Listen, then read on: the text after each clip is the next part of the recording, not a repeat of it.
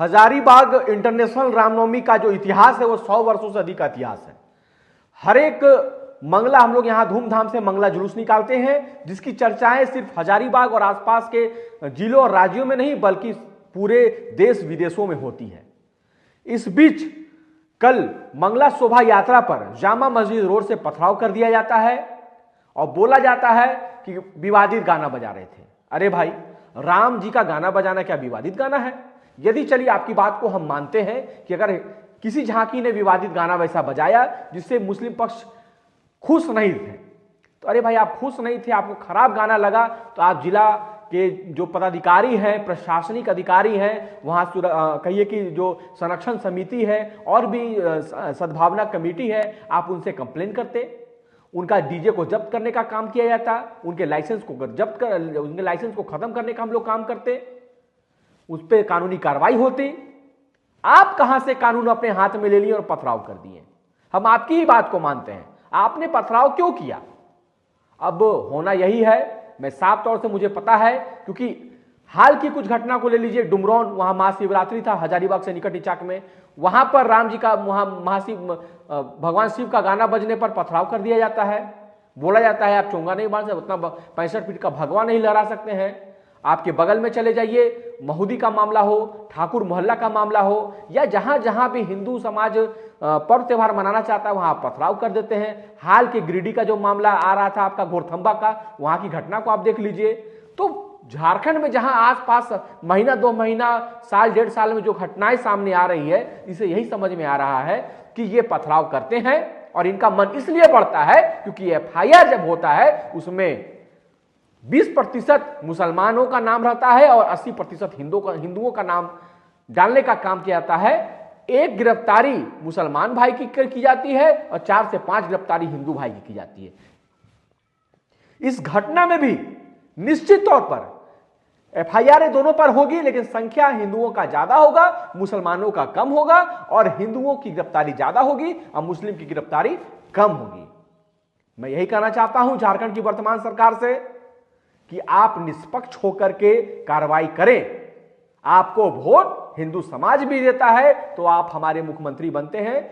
मुझे पूर्ण विश्वास है कि आप इस पर कदम उठाएंगे और उचित कार्रवाई करेंगे। जिला प्रशासन से अनुरोध है कि आप निष्पक्ष तरीके से कार्रवाई करें। जो भी उदंड प्रवृत्ति के लोग हैं, चाहे वो जिस पक्ष के भी हों, जिसकी गलती हो उसको सजा मिलनी चाहिए, निर्दोष को राहत मिलनी चाहिए और दोषियों पे कठोर कार्रवाई होनी चाहिए। हमारे जुलूसों पर पथराव करने वालों पर यदि कार्रवाई नहीं होगी तो याद रखिएगा, पूरा हिंदू समाज एकत्रित होकर के, एकजुट होकर के संवैधानिक तरीके से पूरे झारखंड को बंद करने का काम करेंगे। जरूरत पड़ेगा तो पूरे भारतवर्ष को बंद करने का काम करेंगे, क्योंकि हमें न्याय चाहिए। हमें शांतिपूर्ण व्यवस्था में हम अपना पर्व त्योहार मनाना चाहते हैं, खुल करके अपना पर्व त्योहार मनाना चाहते हैं। हम कहीं भी ऐसा ना चाहते हैं कि अशांति हो और हमारे जुलूसों पर पथराव हो, क्योंकि बार बार हमारे जुलूसों पर सिर्फ और सिर्फ हिंदुओं के पर्व त्योहार पर ही पथराव होता है। मैंने तो आज तक कहीं नहीं सुना कि किसी के चादर निकालने पर या किसी के विशेष समुदाय के पर्व त्योहार पर या किसी और कम्युनिटी के पर्व त्योहार पर हिंदू पथराव करता है। हिंदू कभी भी पथराव नहीं करता है। और आपको मैं बतला दूं कि मंगला जुलूस में हिंदू कभी भी अपने शोभा यात्रा में पत्थर लेके नहीं चलता है, ना ही सड़कों पर पत्थर होता है। आखिर पत्थर आता कहां से है? आखिर जामा मस्जिद के आसपास के इलाकों में पत्थर क्यों रखा गया था? क्या इसकी जांच पहले से नहीं होनी चाहिए? क्या यह प्री प्लानिंग नहीं है?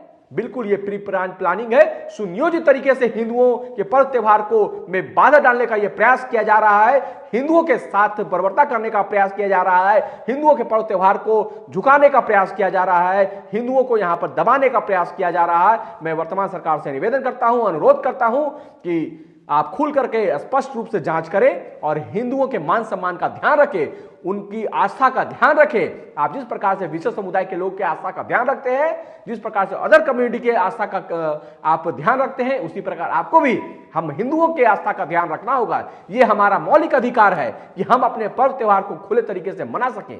हम अपने पर्व त्योहार में किसी प्रकार का बाधा नहीं चाहते हैं। हम अपने पर्व त्योहार में कहीं से पत्थरबाजी नहीं चाहते हैं। जी हां, जिस प्रकार से प्रत्येक डुमरौन की घटना को देख लीजिए, या गिरिडीह के हाल के घोरथंबा की घटना को देख लीजिए, ठाकुर मोहल्ला की घटना, बड़का गांव देख लीजिए, महुदी की घटना देख लीजिए। हर एक वर्ष क्यों इस प्रकार से हमारे शोभा यात्रा पे पथराव होता है? आखिर महुदी का जुलूस 42 सालों के बाद पिछले साल निकाला गया, 42 सालों से क्यों बंद था?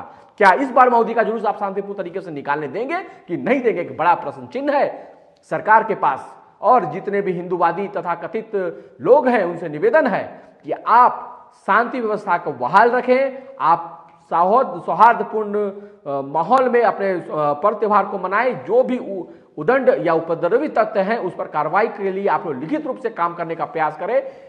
संविधान को हाथ में, संविधान के तहत लोगों पे कार्रवाई करने का प्रयास करें ताकि ऐसे असामाजिक तत्व को बढ़ावा ना मिल सके।